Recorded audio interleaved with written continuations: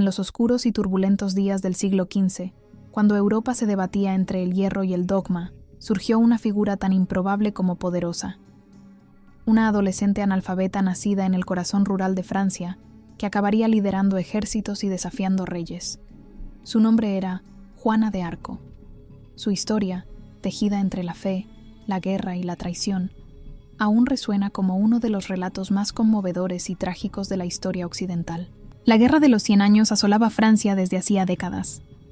El trono francés debilitado y fragmentado enfrentaba no solo la amenaza militar del poderoso Reino de Inglaterra, sino también la división interna con el bando borgoñón aliado a los ingleses, en una lucha por el control territorial y político del país. En este escenario de ruina y desesperanza, Juana emergió como una aparición casi mística, una joven campesina de Domremy, convencida de haber sido elegida por Dios para liberar Francia y restaurar la corona al delfín Carlos. Aquello que parecía una alucinación piadosa terminó transformándose en una realidad insólita. Vestida con armadura, montada a caballo y guiada, según decía, por las voces de santos, Juana no solo ganó la confianza del delfín, sino que lideró con éxito campañas militares decisivas, como el levantamiento del sitio de Orleans en 1429.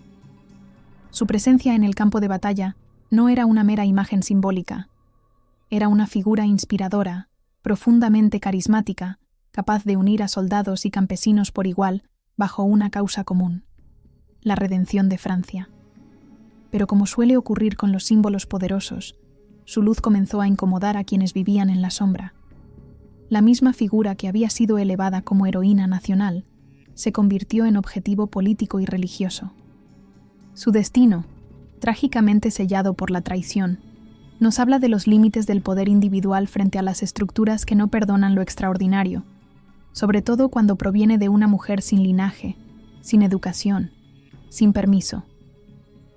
Este video busca recorrer, con respeto y precisión, los últimos días de Juana de Arco, desde su captura hasta su muerte en la hoguera, pasando por el infame juicio que la condenó.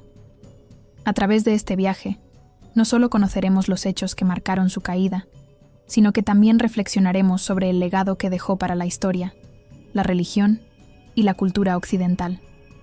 La captura de Juana de Arco. La gloria de Juana de Arco, forjada en el fragor de la batalla y en la convicción inquebrantable de su misión divina, comenzó a desmoronarse en la primavera de 1430. Francia, aunque había recuperado algo de aliento tras sus victorias inspiradas por la joven doncella, seguía siendo un país dividido, herido y peligroso. Juana, lejos de retirarse tras su contribución decisiva en la coronación del delfín Carlos VII, insistió en continuar la lucha, con una mezcla de fervor religioso y sentido de la urgencia política.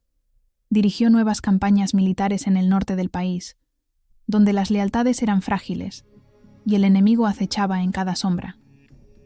El 23 de mayo de 1430, en las afueras de Compiègne, Juana fue capturada. La escena, narrada por algunos cronistas de la época, fue breve y brutal. Mientras intentaba cubrir la retirada de sus tropas ante un ataque enemigo, fue derribada de su caballo y tomada prisionera por soldados borgoñones. Estos, aliados de los ingleses y adversarios del rey francés, no vieron en ella a una enviada de Dios, sino a una pieza valiosa en el ajedrez político de la guerra. La traición se consumó con rapidez. En lugar de entregarla a las autoridades francesas o garantizarle un juicio justo, los borgoñones negociaron su venta. Por la suma de 10.000 libras tornesas, una fortuna para la época, Juana fue cedida a los ingleses. Este acto no fue simplemente una transacción militar. Fue un gesto político calculado con el objetivo de eliminar de una vez por todas a la figura que había galvanizado la resistencia francesa y que ahora, debilitada por la derrota y la falta de apoyo real, se encontraba sola. La reacción en Francia fue ambigua. Si bien algunos sectores, especialmente el pueblo común y los soldados que habían luchado a su lado, lamentaron su captura como una tragedia nacional, la corte de Carlos VII permaneció en silencio. El rey, a quien Juana había ayudado a coronar en Reims, no hizo esfuerzo público alguno por rescatarla. Su abandono, uno de los pasajes más amargos de esta historia, fue interpretado por muchos como un cálculo político. Salvarla habría implicado enfrentarse abiertamente a los ingleses, comprometer recursos y reconocer oficialmente su papel como enviada divina. Juana ya había servido a su propósito. Ahora era una carga. Para los ingleses, en cambio, su valor era inmenso, pero no como prisionera de guerra. Querían destruir su imagen, desacreditar su legado y demostrar que no era una santa, sino una hereje peligrosa. Para ello, no bastaba con capturarla, había que juzgarla. Y hacerlo bajo las formas de la ley eclesiástica, para revestir de autoridad una ejecución que en realidad era una ejecución política.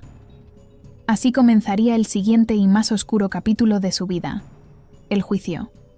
El juicio. Acusaciones y manipulación. El juicio de Juana de Arco no fue un acto de justicia. Fue una maquinaria cuidadosamente diseñada para destruirla. Desde el principio, el proceso estuvo marcado por la manipulación, la parcialidad y la voluntad manifiesta de los ingleses de convertir a la heroína francesa en un símbolo de herejía y no de fe. Fue trasladada a Rouen, una ciudad bajo control inglés, donde sería juzgada no como prisionera de guerra, algo que le habría garantizado ciertos derechos, sino como hereje, lo cual abría la puerta a su condena y ejecución. Al frente del tribunal estaba el obispo Pierre Cauchon, clérigo profundamente comprometido con la causa inglesa y enemigo declarado de la legitimidad del rey Carlos VII. Cauchon, hábil y calculador, asumió el rol de acusador con la pretensión de actuar como juez imparcial. El juicio comenzó formalmente en febrero de 1431. Juana, encerrada, aislada y vigilada día y noche por soldados ingleses, fue sometida a decenas de interrogatorios, en latín y en francés, con el objetivo de obtener una confesión que la desacreditara y permitiera su condena pública. Los cargos fueron numerosos, pero todos construidos sobre bases débiles o interpretaciones forzadas. Se le acusó de herejía, brujería, idolatría y de haber desobedecido los roles naturales impuestos por Dios al vestir como hombre. Esta última acusación, aparentemente menor, tenía una carga simbólica devastadora. El uso de ropa masculina era, para la Iglesia de la época, una transgresión grave, una muestra de rebeldía contra el orden divino y social. Su armadura, su corte de cabello, su actitud de líder militar.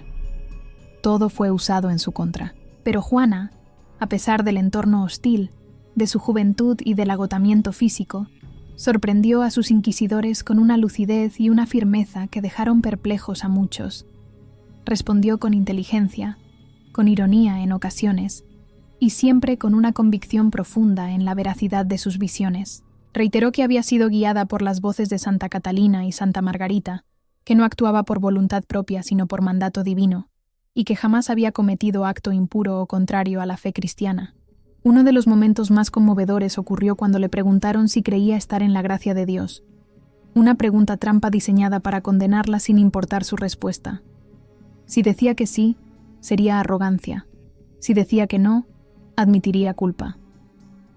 Juana, sin formación teológica, respondió: si no lo estoy, que Dios me ponga en ella, y si lo estoy, que Dios me mantenga en ella. Esa sola frase, recogida en las actas del juicio, reveló no solo su fe, sino también su sabiduría innata. No obstante, la sentencia estaba escrita de antemano. El juicio no buscaba la verdad, sino una condena ejemplar. El objetivo era quebrar la imagen de Juana como enviada divina y exponerla como una farsante condenada por la propia Iglesia. Sin un defensor real, sin el respaldo del rey, sin una voz poderosa que intercediera por ella, la doncella estaba sola ante una estructura diseñada para aplastarla. Lo que vendría después no sería más justo. Sería aún más cruel, porque antes de llevarla a la hoguera, intentarían hacerla renegar de sí misma, doblegarla por completo. Y para eso, necesitaban que firmara lo imposible: una abjuración. Prisión y abjuración. Tras semanas de interrogatorios, vigilias forzadas y amenazas constantes, Juana de Arco fue llevada al límite de su resistencia física y mental. La cárcel no era solo un lugar de encierro, sino un instrumento de presión. Mantenida en una celda estrecha del castillo de Rouen, vigilada día y noche por soldados ingleses, hombres, no religiosas, en abierta violación a las normas de detención para una prisionera eclesiástica, fue despojada de toda dignidad. Encadenada incluso en su lecho, se le negaba toda intimidad, y con frecuencia fue objeto de humillaciones y, según algunos testimonios, posibles intentos de abuso. El clima de tensión era insoportable. Los carceleros no se limitaban a custodiarla. Formaban parte de un teatro de coerción, un juego macabro en el que su debilidad emocional sería usada como moneda de cambio. Juana, sin embargo, se resistía. A pesar del dolor, del hambre, del agotamiento, persistía en afirmar que sus voces eran reales, que actuaba según la voluntad de Dios y que sus acciones no eran pecado. La posibilidad de retractarse jamás había sido una opción, hasta que se enfrentó al miedo más atroz: la hoguera. El 24 de mayo de 1431, la llevaron al cementerio de Saint-Ouen, donde, ante una multitud reunida para presenciar su supuesta retractación, se le presentó un documento de abjuración. El texto, escrito en términos legales y eclesiásticos que Juana difícilmente podría comprender del todo, la obligaba a renegar de sus visiones, admitir sus errores y prometer no reincidir. Amenazada con una ejecución inmediata si se negaba, debilitada tras meses de prisión y sin un solo aliado, Juana firmó. Pero la realidad detrás de esa firma es mucho más compleja. Algunos testimonios indican que lo hizo por miedo a la muerte. Otros sostienen que ni siquiera firmó el texto completo, sino una marca, sin comprender su contenido. Hay quienes creen que fue una estrategia desesperada para ganar tiempo, para sobrevivir lo suficiente como para que alguien la rescatara. Lo cierto es que ese acto de abjuración no selló su liberación. Fue apenas una pausa, una tregua forzada y breve. Días después, Juana volvió a vestir ropa masculina. Este hecho fue presentado por sus acusadores como una prueba de reincidencia, una ruptura de su abjuración y, por tanto, justificación para su condena como relapsa, hereje reincidente. Pero las razones de Juana no eran triviales. Según algunas versiones, se le había vuelto a negar la protección de ropa adecuada para defenderse del acoso de sus carceleros, y usar vestimenta de hombre era su única defensa física y simbólica. Otros creen que comprendió que su firma no había cambiado nada, que había sido engañada, y decidió, con un acto final de dignidad, volver a ser ella misma. Este gesto selló su destino. El tribunal, que desde el principio había buscado su ejecución, encontró por fin el pretexto necesario. Juana sería llevada a la hoguera, no como una guerrera capturada, ni como una adversaria política, sino como una hereje que, según ellos, había mentido sobre su misión divina. Pero en ese acto final, su fe y su fuerza volverían a brillar, incluso entre las llamas. La ejecución en la hoguera, 30 de mayo de 1431. La mañana del 30 de mayo de 1431 amaneció con una atmósfera pesada sobre la ciudad de Rouen. La plaza del Vieux Marché, normalmente un lugar de comercio y paso, se transformó en escenario de muerte. Allí se levantó la pira donde Juana de Arco sería quemada viva. El proceso fue tan público como cruel, pensado no solo para castigar, sino para enviar un mensaje. Era un espectáculo, un acto de poder envuelto en ropajes de justicia divina. Juana fue conducida al lugar con grilletes en las muñecas y los tobillos. Tenía apenas 19 años. Subió al estrado, flanqueada por los clérigos que aún intentaban arrancarle una última confesión, una súplica final. Pero ella no cedió. Su voz temblaba, sí, pero no por cobardía. Pidió una cruz. Un monje le improvisó una pequeña con 2 ramas que ella abrazó con fervor. También se aseguró de que colocaran una cruz frente a ella, en lo alto, para que sus ojos pudieran verla mientras el fuego la consumía. Hasta el último momento, Juana sostuvo su fe con una firmeza inquebrantable. Los testigos hablaron de su entereza con asombro. Uno de los presentes, el secretario inglés Jean Tressart, rompió en llanto. Otro, el propio escribano del juicio, dejó constancia de que su muerte fue tan conmovedora que incluso los enemigos se sintieron conmovidos. En sus últimos instantes, Juana gritó el nombre de Jesús, repetidamente, mientras las llamas comenzaban a envolver su cuerpo. No maldijo, no renegó, no suplicó clemencia. Murió como vivió, convencida de que estaba cumpliendo la voluntad de Dios. El método de ejecución fue despiadado. Los relatos indican que se usó carbón húmedo para alargar el sufrimiento, para hacer que las llamas ascendieran con lentitud. Fue una muerte diseñada para ser vista, para marcar, para grabarse en la memoria de quienes asistían. Después, sus cenizas fueron arrojadas al Sena, como medida final para evitar que quedara alguna reliquia, algún resto que pudiera ser venerado por el pueblo como objeto sagrado. Pero no funcionó. Lo que pretendía ser una lección de obediencia terminó por consolidar su figura como mártir. Muchos presentes, incluso entre sus enemigos, reconocieron que no habían presenciado la ejecución de una bruja, sino la quema de una santa. La justicia de los hombres había fallado, pero la fuerza moral de Juana emergió aún más poderosa de entre las cenizas. Lo que los jueces no sabían, o no quisieron ver, era que esa hoguera no sellaba el fin de Juana. Al contrario, encendía el inicio de su leyenda, porque aunque su cuerpo fue reducido a polvo, su memoria comenzó a crecer desde ese mismo instante, y el mundo no tardaría en pedir cuentas, porque lo que había ocurrido en Rouen no era justicia, era asesinato, uno que la historia, años después, trataría de reparar. Legado y rehabilitación. 25 años después de la muerte de Juana de Arco, la verdad comenzó a abrirse paso entre las ruinas del juicio. En 1456, bajo el reinado de Carlos VII, el mismo rey por quien ella había arriesgado y perdido todo, se inició un nuevo proceso, esta vez con el propósito de revisar y limpiar su nombre. El juicio de rehabilitación fue impulsado, en parte, por la necesidad política de redignificar la figura que había ayudado a legitimar al monarca, pero también por la creciente convicción popular de que Juana había sido víctima de una farsa. Este segundo juicio, dirigido por la Iglesia, entrevistó a decenas de testigos, soldados, clérigos, aldeanos, antiguos enemigos y aliados. Todos relataron lo mismo: su fe, su valentía, su integridad moral. Las inconsistencias del juicio original fueron desmontadas una por una.